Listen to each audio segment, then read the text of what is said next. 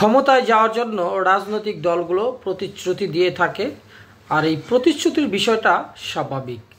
BNP একটি বড় ধরনের প্রতিশ্রুতি দিয়েছে। জনাব মির্জা ফখরুল ইসলাম আলমগীর সাহেব উনি বলেছেন যে বিএনপি সরকারে এলে প্রথম 18 মাসে 1 কোটি কর্মসংস্থানের ব্যবস্থা হবে। জনগণের ঘাড় থেকে বাড়তি করের লাগাম টেনে ধরা হবে। বাংলাদেশে বেকার সমস্যা প্রকট। বাংলাদেশের জনগণ কি চায়? সাধারণত কর্মসংস্থান চায়, দ্রব্যমূল্য কম চায়। আর এই দ্রব্যমূল্য কমের জন্য যে বাড়তি কর, এই বাড়তি করটা যদি ঝেড়ে ফেলা যায় তাহলে জনগণ স্বস্তি পাবে।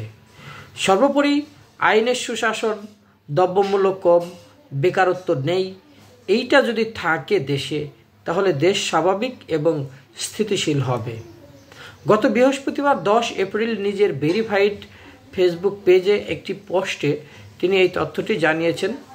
বাংলাদেশ বিনিয়োগ উন্নয়ন কর্তৃপক্ষ বিডা আয়োজনে বিনিয়োগ সম্মেলন 2025-এ অংশ নিয়ে বিএনপি তাদের এই পরিকল্পনা জানান। বিএনপির মহাসচিব বলেন যে 2034 সালে জিডিপির লক্ষ্যমাত্রা $1 ট্রিলিয়ন নির্ধারণ করেছে বিএনপি। এখন $1 ট্রিলিয়ন, তাও আবার 2034 সালে, অর্থাৎ তাহলে বিএনপির লক্ষ্যমাত্রা 2034 সাল পর্যন্ত হয়তো তারা ক্ষমতায় থাকতে চান বা তারও বেশি থাকতে চান এবং ক্ষমতায় যেতে চান। আর রাজনৈতিক দল মাত্রই ক্ষমতায় যাবে, ক্ষমতায় তারা আসীন হবে, এটা তাদের স্বপ্ন থাকে, এটা স্বাভাবিক। এছাড়া তিনি বলেন যে এছাড়া জনগণের ঘাড় থেকে যে বাড়তি করের লাগাম টেনে ধরা হবে, মানুষের মন থেকে একেবারে করের ভয় দূর করে সরাসরি করের ভয় তারা দূর করে দিবে এবং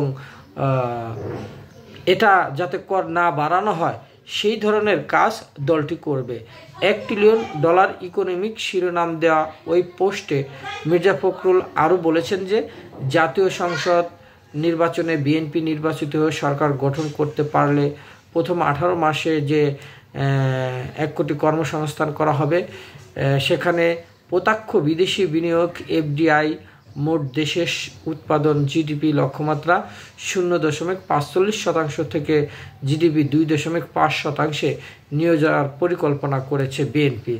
যাই হোক, ওনারা যদি ক্ষমতায় যায় এবং তাদের এই পরিকল্পনা যদি বাস্তবায়ন করতে পারে বা সত্যি করে, তাহলে বাংলাদেশের জন্য কিন্তু অবশ্যই মঙ্গলজনক হবে।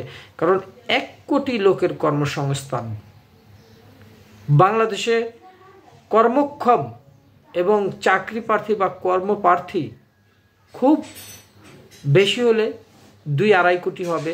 কারণ 2-2.5 কোটির পিছনে আবার আরও ব্যবসায়ী আছে, তারপর অলরেডি চাকরি করে অনেকে। বাংলাদেশের জনসংখ্যা অনুপাতে 2-2.5 কোটি সর্বশেষ তথ্য যেটা আমরা পড়েছিলাম। তো সেখানে যদি 1 কোটি লোকের কর্মসংস্থান 18 মাসেই করতে পারে, তো বিএনপি 2034 সাল পর্যন্ত বেকার মুক্ত বাংলাদেশ উপহার দিবে, এ ধরনের একটা স্বপ্ন দেখাচ্ছে আমাদের।